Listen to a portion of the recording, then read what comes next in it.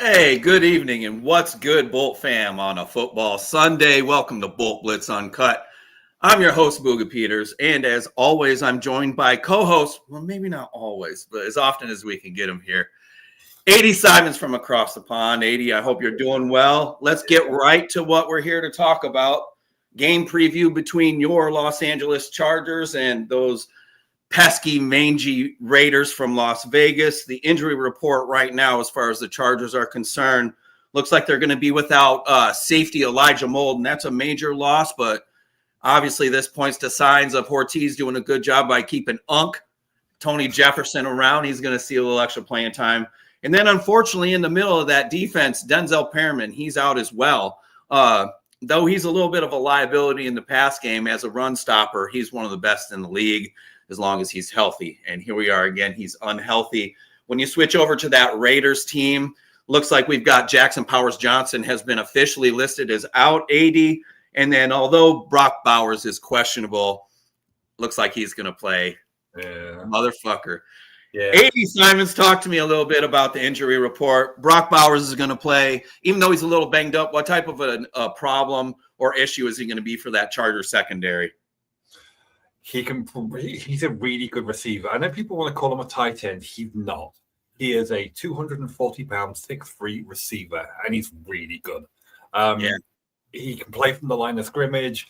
Ideally, you see him between like the line of scrimmage and the numbers. He's going to work the short. He's going to work the middle. He can work the seam. He can do a lot of stuff. Just stop calling him a tight end, please. It grates my gears so much to call that guy a tight end. He's a receiver. He's a slot. He's a wide slot is what 80 and I and a lot of people around the league would refer to him as. And I know a lot of fans like to and for example, when he gets voted to the Pro Bowl, as inevitably will happen, he'll go in as a tight end. But let me tell you right now, I didn't watch the entire Raider game, but of the percentage that I watched of those plays where he was blocking, it was very, very minimal. He can do a lot of things. He's an exciting player. Excuse me. Excuse me. All right. Excuse me. Sorry, guys. It's we've got rainy weather here. It's been a little off and on, so my allergies are beating my ass. Brock Bowers does pose what I believe to be kind of what 80 alluded to, a problem at all three levels of that defense because of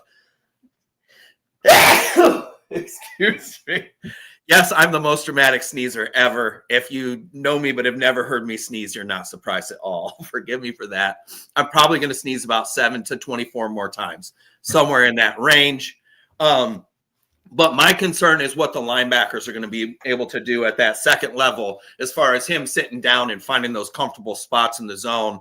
We know Gino's going to do a pretty decent job of being able to find him when he sits down like that. You know, what type of a night are you expecting from Brock Bowers? And if you're Jesse Minter, what are you doing to try to limit his production? You're going to try and figure a way of blanket coverage him. So somewhere in between like Derwin and one of the other safeties, you're going to try and find a guy underneath him and over the top of him to kind of minimize him. So you're going to have to pay a lot of attention to him, which is going to free up some of the other speedsters on the team. So you would bracket him. You'd have some help over the top, basically. Yeah. You're going to have to bracket him and then just hope that the other guys, 1 versus 1, can cope with the other guys. They've got a relatively decent roster of guys who are young but fast players. So it's going to do you expect Derwin to be lined up on him quite a bit, or is that something they're going to allow even maybe Tarheeb Still to get some play on him in the slot? I think a lot of Derwin's not playing the slot. I guess I should clarify. I think it's going to depend on who else the run personnel will set. So if they start bringing out Michael Mayer, then they may have to kind of readjust some of their defense if they start running 2 tight ends and rotate their defense around and try and call it on the fly. I think a lot of it's going to depend on their personnel sets. Because again, we're still only in week 2, so week 2 under Chip Kelly, we don't really know a lot about what this offense is going to be based on what we saw against the Patriots last week. So. Yeah, well, and here's the deal. They weren't overly impressive against the Patriots, even though they did walk away with a W. But Gino, he was slinging it all over the field, 24 out of 34. 362 yards. I mean, that's in the top 2 or 3 yardage outputs for a quarterback in week 1. That being said, I kind of like the way that Jesse Minter's game plan and just the way that he runs his defense is going to fit against a guy like Geno, because as much as they're going to want to boot him and try to get him out into space, I feel like that will actually set up guys like Thule and even an aging Khalil Mack to be able to make some plays on the perimeter. Because I don't know about you, but the lack of pass rush in week 1, I don't care what it looked like in the box score. And it wasn't good either, but it's worse than the numbers say. How concerned should Chargers fans be, and the Bolt fan be moving forward when you look at the lack of a pass rush and there's just not a lot happening from the edge right now? Yeah, it's concerning because the way Jesse Minter likes to attack is he will put pressure on your quarterback and then let the backside of the defense kind of clean up everything. And without a pass rush, you're giving a QB a lot of time. I mean, again, last week, the Raiders versus the Patriots, they stacked the box to stop Genty. They stacked 6 and 7 man boxes. They blitz 1 out of every 3 plays. They came after Genty for 2 yards a carry. They're not going to. Yeah, Genty, 18 carries, 19 carries, 38 yards, 2 yards a carry, like 80 just mentioned. And though he's a special back at the collegiate level, we're still waiting to see what happens. It's only been 1 week. Nobody here on this show is trying to act like Ashton Genty won't be just fine. That being said, because it's early enough in his career and it is game 2, how concerned are you as far as what the Chargers are going to be able to do to limit his productivity in this week 2 matchup on Monday night? I think they're going to have to balance it out now, because you now know that full well that if you stack the box with 5, 6, 7 players blitzing, coming downhill, Geno can beat you. He's not a mobile quarterback, but Geno's going to beat you. Like I say, he did, 24 or 34 for 362. I mean, he's mobile enough, though. Do you know what I mean? Like, he's not a guy that's going to run for a ton of yards, but he can operate well enough within and outside of the pocket to where I think that he doesn't get enough credit for that. That being said, I really feel like Minter is ready for a guy like Geno, who every now and then has a propensity to hold on to it just a skosh too long. That being said, he's got a pretty deep ball. It didn't really look like that from the numbers last year from him, but he is capable of doing that. Kind of had a down year last year regarding that. But I just, when I look at this Raiders roster, and we talked about it in the pre-show, I'd be pretty depressed if I was a Raiders fan right now, looking at it up and down.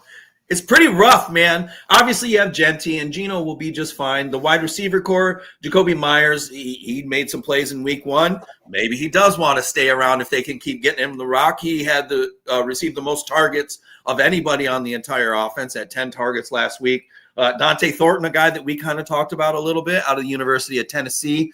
He's a rookie, but he has a very limited route tree. Big, tall guy, 6'5", but he can run like a deer. 4'3" guy, and then it's Trey Tucker. And then one of them, TCU wide receivers, Jack Besh. We don't do the TCU thing here for now. In fact, 80 is so averted to wanting to have anything to do with that. He was taking shots at LT. He didn't give a shit that LT was from TCU. He's got to catch shit because of all the trash that's been from TCU as well. Yeah. One legendary TCU player is not going to make up the amount of trash that we've had ever since from Quentin Johnson to Max Duggan. There's been a few over the years that have come out of TCU to the Chargers. Well, Jalen Reagor was a TCU guy, wasn't he? Jalen Reagor. Yeah, wore the same number as Quentin Johnson at TCU as well. Wore the number 1 jersey. That honorary number 1, that special. Yeah.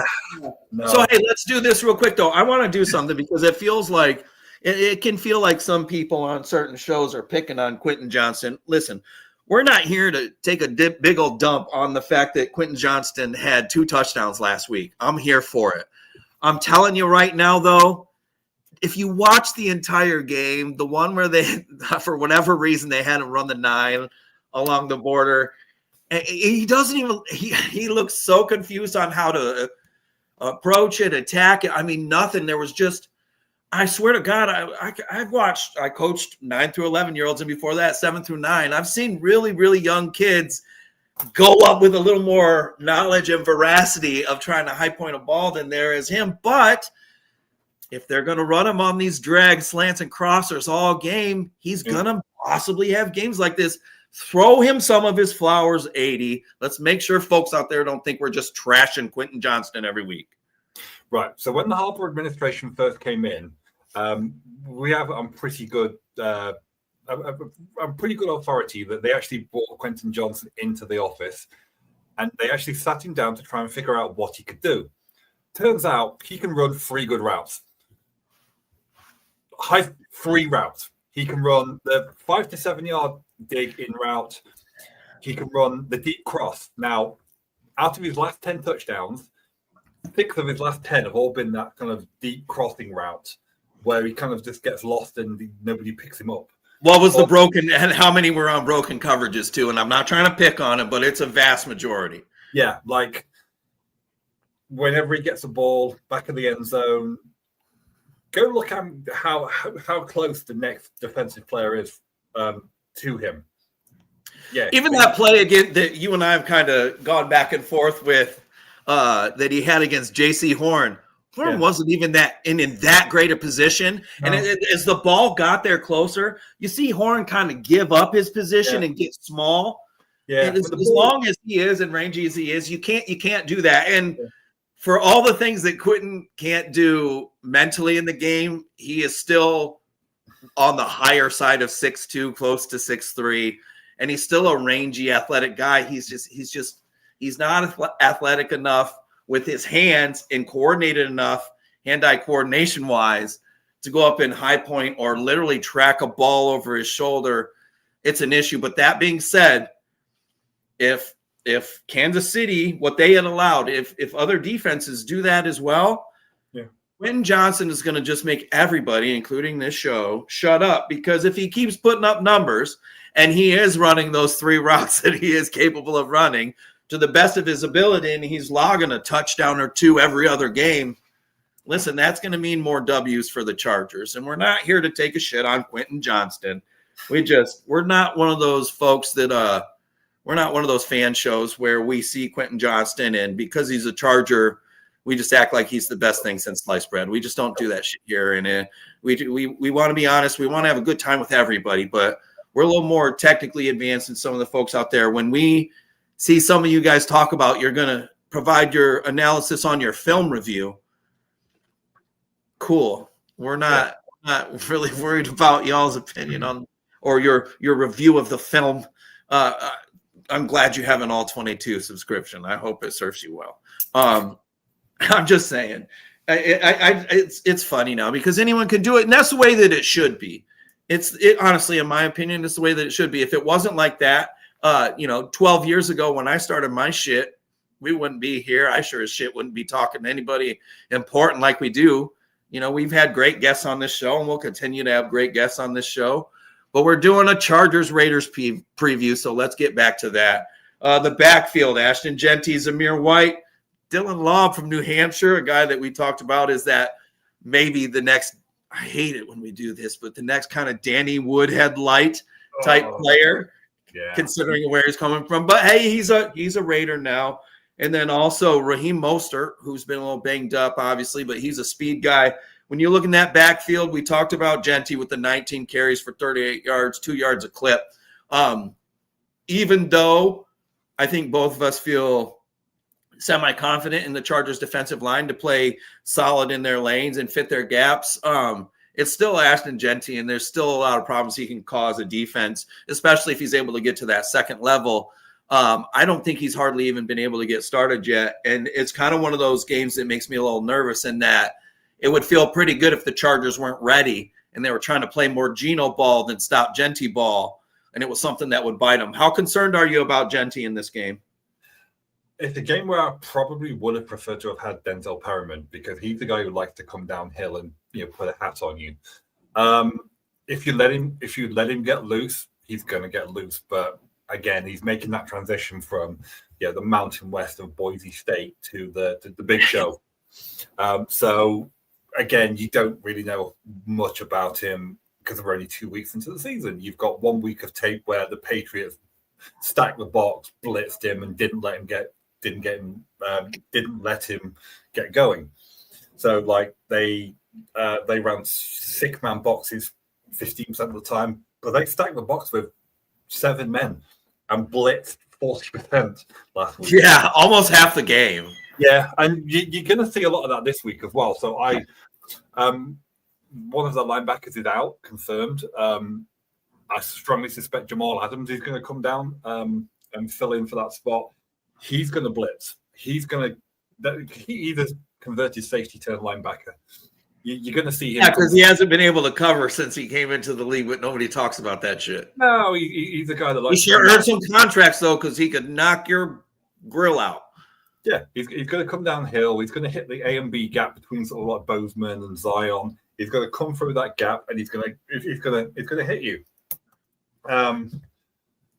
It'd be nice if we could count on Matlock in there as a fullback to fill that gap and actually do some blocking. But I don't know about you. I haven't been overly enthused with his little bit of opportunity so far. Yeah, you can't really rely on Zion Johnson. Yeah, I'm not relying on him either. When you look at the offensive line, we talked about the wide receivers a little bit there with Jacoby Myers and Thornton out of Tennessee. You're a big Colton Miller fan, and for those of you who paid attention to me at all, especially my draft analysis, and I'm not the greatest O-line evaluator ever, and I definitely bow to this man over here, but Miller was a guy that when God bless me, when the Raiders moved up to take him in the first, I honestly had like a 4th or 5th round grade on him. So I was ecstatic because let's see the Raiders fall on their faces and really fuck things up for their offensive line. His first year, it really proved me right. He was loose, he had horrible feet, got out muscled. You could get into him with power, you could beat him with speed. It was a problem. And now, I don't know, 80's about to educate me here, but he's a different player now. When you talk about Colton Miller as a left tackle in 2025 compared to when he was drafted, what does his game look like now compared to when he first came into the league? He's evolved a lot to be a consummate pro. He is a top 10 left tackle in this league. So he came out of UCLA. He had generally a low first, high second grade on him. He, after leaving UCLA, he went down to San Diego to do his combine prep with Kyle Turley. A lot of people know that name. Friend of the show. Yeah, Kyle Turley. He did his combine prep there. Went to the Raiders. Like I say, didn't have a great first season, but he found his feet in the league, and he's a very good player. He's a guy that I've watched and loved since the day he came in. I think originally he was projected to go to the Patriots around 31, 32 of that year, and the Raiders came to take him. And it was in the first round still. I just couldn't believe it at how much when they had moved up and where they took him. Again, I had him so much later, but he really has developed into a special player. Yeah, I love Colton Miller. He is a consummate professional. He's a solid guy. Rarely misses any time off the field. He's a solid pro that you don't have to worry about. As we mentioned with the lead into the show, talking about the injury report, the Raiders are going to be without Jackson Powers Johnson. For anybody who's paid any attention to me at all, the historic night of the Chargers not taking Jackson Powers Johnson and taking a guy by the name of Ladd McConkey, my son and I had an incredibly epic meltdown. I'm here on our behalf to say I'm incredibly pleased that they took Ladd McConkey and they got it right. Incredibly pleased. But Jackson Powers Johnson is out. I don't know. They have a decent backup center, but you'll flip to that other side at that right tackle spot with DJ Glaze. He's in his sophomore campaign out of Maryland. He's had some foot speed issues. I let people who can't bend around the corner. A guy like Thule, perhaps an aging Khalil Mack, like we talked about earlier, this pass rush is struggling. Could this maybe be a week that they can go after the right side of the Raiders offensive line? Because as you mentioned, Colton Miller, he's going to hold his own. And even if they do have to send any help that side, I don't expect it very often. The right side is where you're going to see a little extra help. But do you think that they can exploit the fact that they've got DJ Glaze out there and perhaps maybe a shaky interior as well? Yeah, I mean, right tackle, right guard. You've got what would be an old Chargers problem. You've got a slow right tackle and an injured right guard. That's going to be where the pressure is going to come from. They've got Dylan Parhammers, the left guard, who's solid pro, been in the league a few years. He's in and out all over the place. I think he was originally drafted as a right tackle.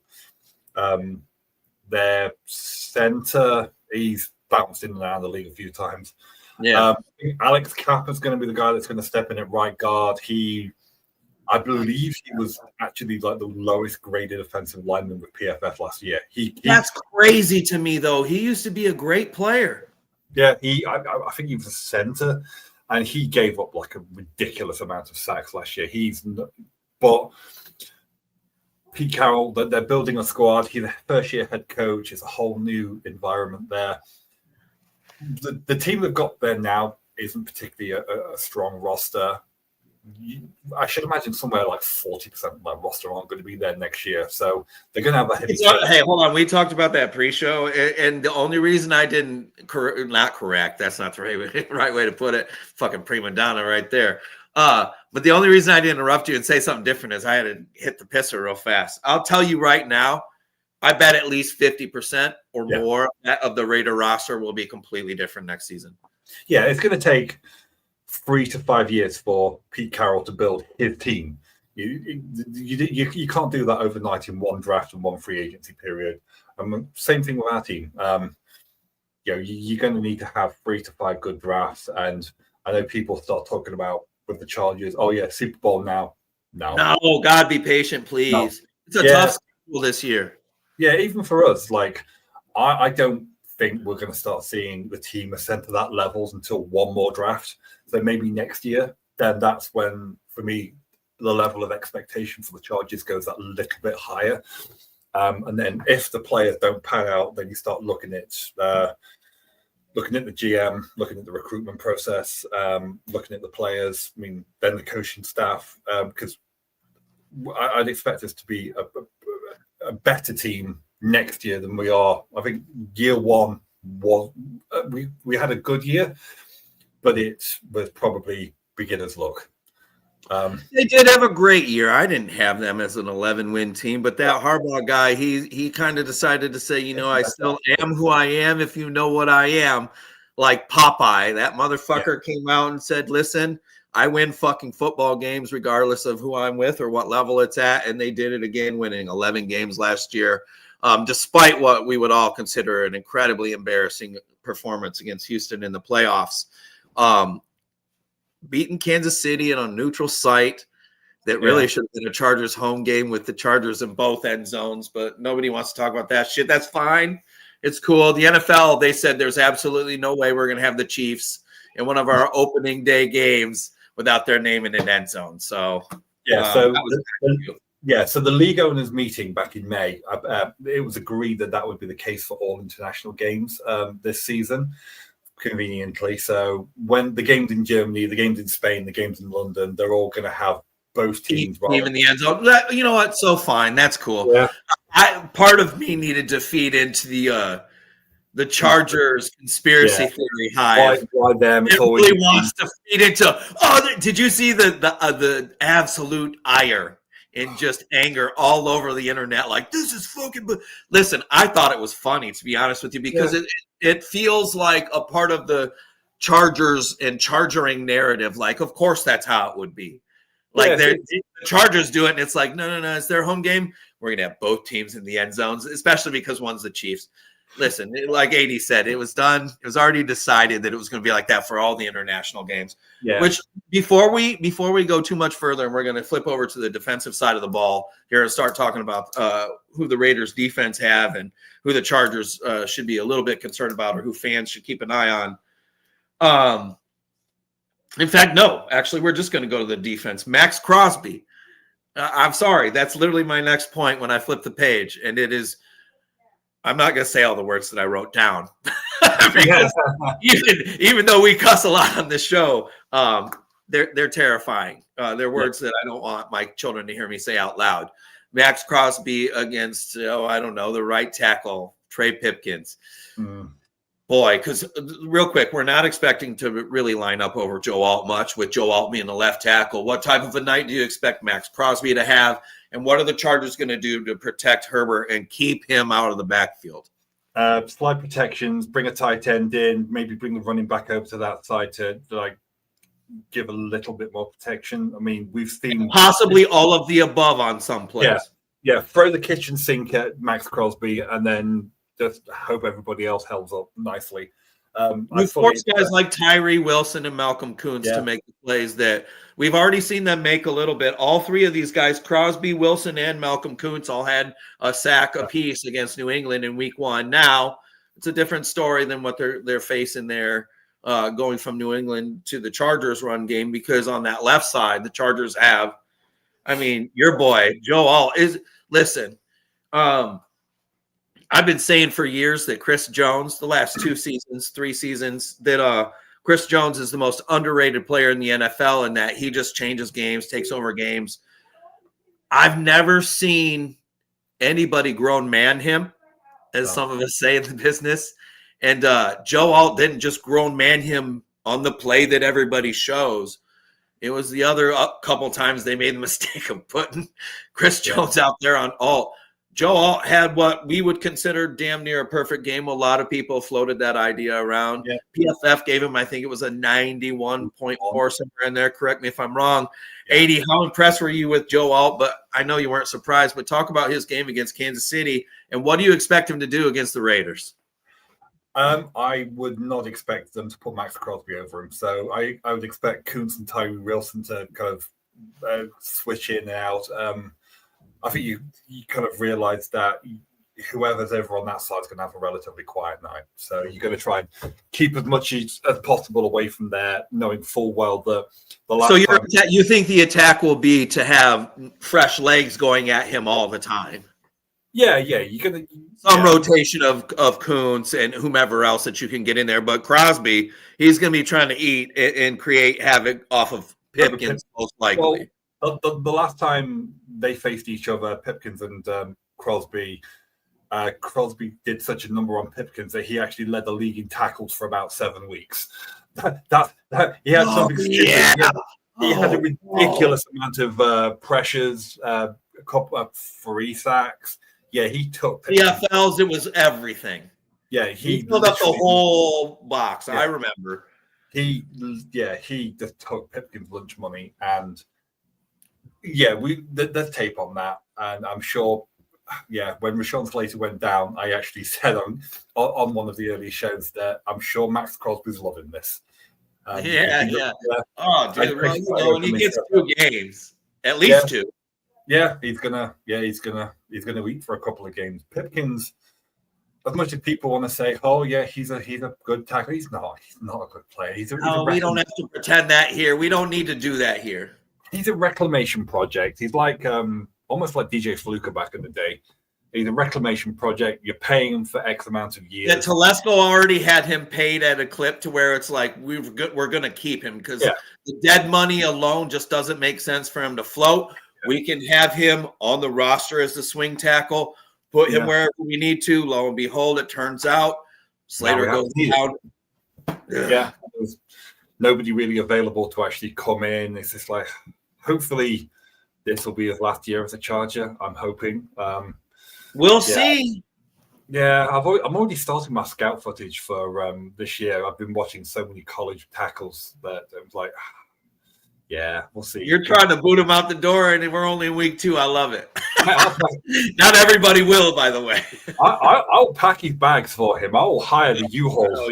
It's like to me, he's the dead weight. It's just like, as much as people want to say, well, I should say, the people who want access to the Chargers media room say, "Oh, he's a really good professional tackle." He's garbage. He's a 3rd-round draft pick of Telesco.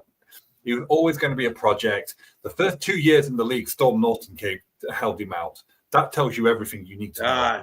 So can we talk about, real quick, and we won't hammer this home too hard, but again, he was a 3rd-round pick of Telesco's. Yes. We all know, anyone who's paid any attention to football at all and knows anything about the Chargers draft process, Telesco got all fucking wonky in the 3rd round. Craig Mager. I mean, we can keep going now. I do understand Deion Henley is the exception to the rule. But the rule for him in the third round was wonky dudes like Pipkins and Mager. I mean, give a break. Yeah, 10 drafts. The first and last third round picks are the only ones that hit. Now, third round is pretty premium. Yeah, the first one being Keenan Allen, the last one being Deion Henley. Yeah, Keenan, sorry. Yeah, should have brought him up immediately. Yeah. Had he not been injured and there been the weird speculation about some stuff, if they weren't worried about his hammy and his groin, he'd have gone in the early to mid second. But it fell the way that it did. I was walking from Radio City Music Hall back to my hotel, and when they got Keenan Allen, I was like, "There's no fucking way," because I just assumed that I had missed it and he had been taken earlier, and it was like, okay, now they really have somebody, a route running guy who, even though Keenan would never say it in the pre-draft interviews, his brother was his quarterback.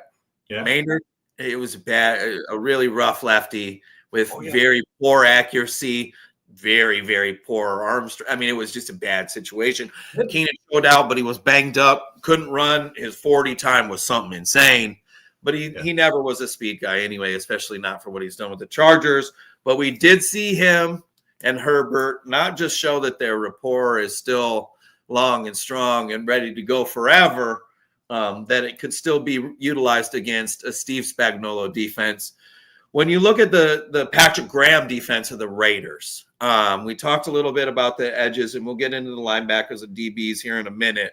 How much of a concern do you have about the way that Patrick Graham aligns his players and gets things set up against that Greg Roman style offense, which now is decided, at least for the time being, we're pass happy, deal with it? Patrick Graham runs different alignments depending on depending on what the opposition are week for week. He'll run a 3-4, he'll run a 4-3, he'll run, I think at the minute, 4-2 with a nickel is his base formation. It's more the coverages on the back end that I'm more interested in. The guys up front, we know who they are. It's the guys on the back end. The roster isn't overly strong in the back end. When guys who were cut by fifth rounders who were cut from their original team and only been in the league for 2-3 years. There's a few of them. It's more the actual defensive coverages. So we know he likes to disguise his coverages pre-snap. So talking about Patrick Graham, by the way, we're talking about defensive coordinator of the Las Vegas Raiders, Patrick Graham, and he's just breaking down the amount of the percentage of the coverages that he calls and what Chargers fans can expect out of his defense. Yeah, so you're going to see a lot of disguised coverages. So what the play is before the snap is not going to be what it evolves into when it's time to actually throw the ball. So you're going to see lots of cover ones, cover threes. They'll be disguised as something else pre-snap, and Justin's going to have to read that and anticipate a lot of that. Something that's going to kind of stand out to me before game is whether Rondé Gadsden's actually active.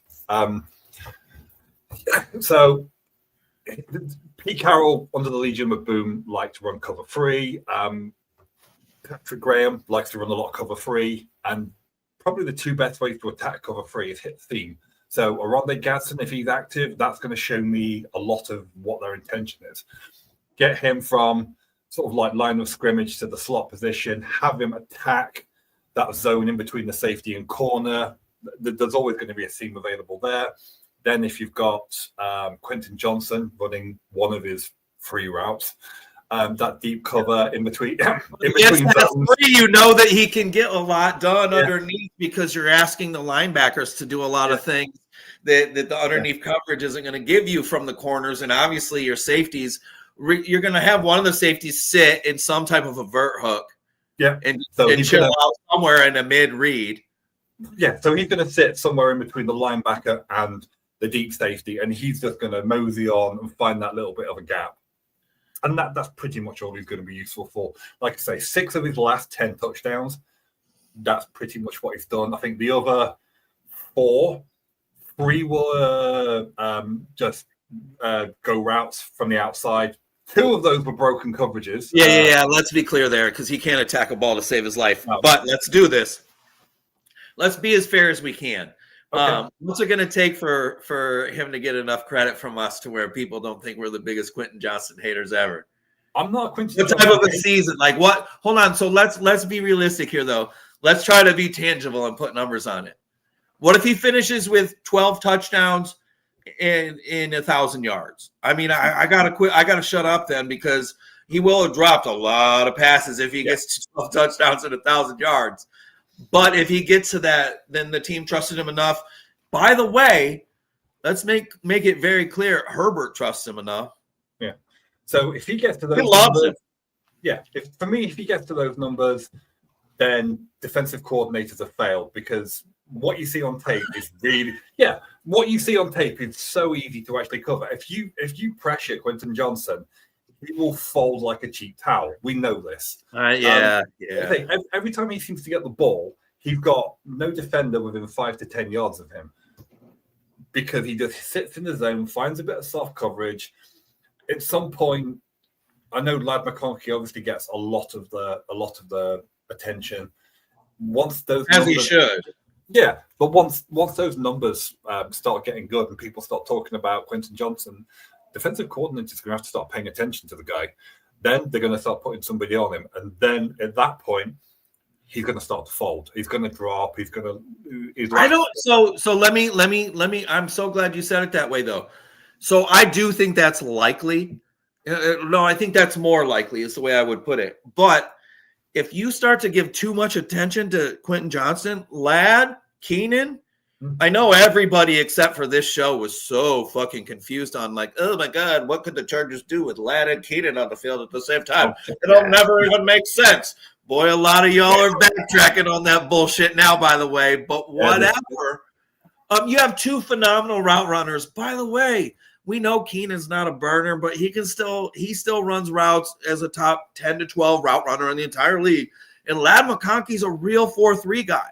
Like, he can really move.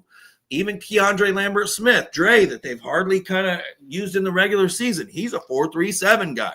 The Chargers actually have some speed, which it's been a minute. That they have legitimate speed. You're like, and I'm going to ask you, this is where I'm going with this, because we're on the Chargers wide receiver thing. Darius Davis, he can run, right? Listen, I'm so tired of Chargers fans trying to make him a wide receiver. No, he's a kicker. He's a returner, and that's okay. Will it be enough to keep him on the roster forever? Not if he doesn't keep making good plays, because if he's not the top 2 or 3 punt returner in the league, his value goes down. But the fact of the matter is he is that right now. Your thoughts on Chargers fans trying to do this thing where we have to make Darius Davis a wide receiver on this Chargers team? Yeah, you're right entirely. He doesn't need to be anything more, as long as he's productive as a kick returner. I mean, which is something the Chargers have been wanting for a long time. Now, I remember a point where we drafted the best returner in college football, Joe Reed, out of Virginia. Virginia! Oh God, Virginia. He was so excited. Yeah, and him and who was the kid that we got out of Ohio State the same draft? It was the same draft. AJ Hill. Yeah, the same draft that we got the running back. Yeah, Josh Kelly. Yeah, out of UCLA. That was the same draft. I mean, what are we doing? Yeah, the same draft. So yeah, we've Jesus, really, I'm so sorry. My old age prevents me from allowing myself to remember. They were all in that same class. It was Reed, KJ Hill, and Josh Kelly. Yeah. Telesco, you goofy motherfucker. Yeah. So they were all in the same draft. But yeah, I mean, again, kick return is the reason why certain Desmond King calls himself an all-pro. Or the only reason that he got to ever become close to that. He was named an all-pro returner. We know that, guys. That's a return guy. But yeah, having a consistent threat as a return guy is something we've struggled with for a long time. We haven't had that since maybe the days of Cromartie. He was a returner for Cromartie, Sproles, but you know. So what's weird is the Chargers have had these guys like sprinkled in. They had a little taste of Eric Metcalf. He's one of my favorite returners of all time. Former Brown, former Falcon, ended up with the Chargers. Tim Dwight, who was a part of that famous trade that had the Chargers end up getting both Tim Dwight and of course LaDainian Tomlinson, allowing Michael Vick to go ruin Atlanta there for a little bit while also putting some Pro Bowl performances on the board. the Chargers really, I'm a former kick returner. If it wasn't for kick returns and punt returner, a guy my size doesn't play a lot of football. So I love the position. The NFL trying to get rid of this kind of shit, it breaks my heart. Yeah. But I need everyone to understand something.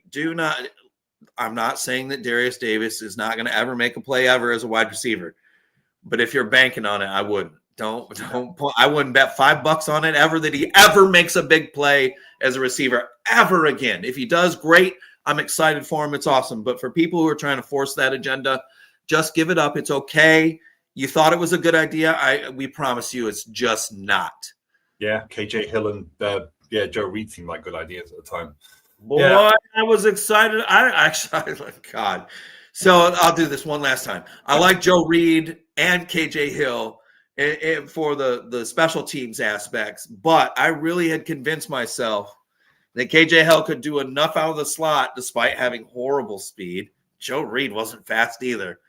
That those cats would just kind of do this like two-headed return game and slot game to get, oh, God. I just was trying to convince myself of anything and everything. Motherfucker. That's embarrassing. Oh, bless. Yeah. So, let's button up this Chargers Raiders preview here. Let's go right to the special teams real quick. Daniel Carlson, big old kicker, big long, strong leg. AJ Cole, Pro Bowl punter. Their special teams just fine. The DBs, and I don't mean to skip over the linebackers. We talked a little bit about Adams, and especially in the pre-show, you and I talked about Pratt, Jamal Adams, Devin White, Tommy Eichenberg, draft pick out of Ohio State. I want to go to the secondary because with Justin Herbert having the game that he had last week, I really do think that the Chargers are going to try to stay this. What you think we're going to do is not what we're going to do. And at least against the Raiders, I don't know that they're going to run it. Maybe they run it 50 times and prove me a liar. But when I look at this secondary, Eric Stokes, Kelly Caillou Blue, Darnay Holmes, Darian Porter, whom I liked out of Iowa State, but he's still a rookie. And then you look at the safeties, tall, rangy guys who are athletic but horrible in coverage, and Jeremy Chin and Isaiah Polamau. When I look at that secondary, 80, if you're Greg Roman, are you going to do a little more of what you did against Kansas City and perhaps favor the pass? Or do you expect the Chargers to say, no, this is a Harbaugh team. Let's get Hampton, Harris, and Hassan Askins, the Triple H backfield that was donned by the Bolt Blitz Uncut show, not some other douche. I'd probably script the first 8 to 10 plays to try and figure out what they're giving us. From there, then shift it. So if they're 3 and out on the first drive, you're okay. Yeah, because there's going to be a lot more of those. You're gonna see different looks. You're not quite sure. I mean, you have enough tape on Patrick Graham's defense to actually to have a rough guess. But bearing in mind what we came out with last week, they're going to watch a lot of that tape and maybe readjust their plans or have multiple plans for different situations. And again, we don't know what Greg Roman offense we're going to see this week. So, yeah. Let's say, despite the fact that we don't know, let's have a little fun and talk about it. It's great we don't know. Who's going? If it's me, I think Herbert hits 300 yards again. Yeah, easily. It's very possible. If as long as Max Crosby doesn't wreck the game too much, yes. I think stopping him early is important. You're an offensive lineman / tight end, and I got to start including that tight end part because I forgot how often you did play the role. Yeah, I used to be a really skinny 260. Yeah, when you're 6'11", you can be that really skinny 260. My God, that's insane. But talk a little bit about that when you're looking at this game.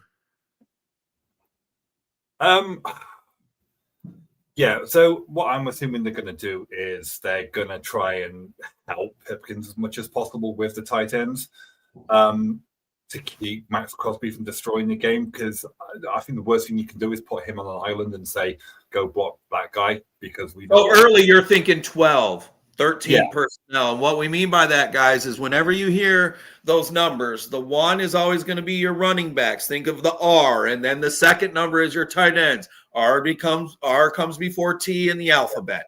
So when you hear 12, that's 1 running back, 2 tight ends. You hear 13, it's 1 running back, 3 tight ends.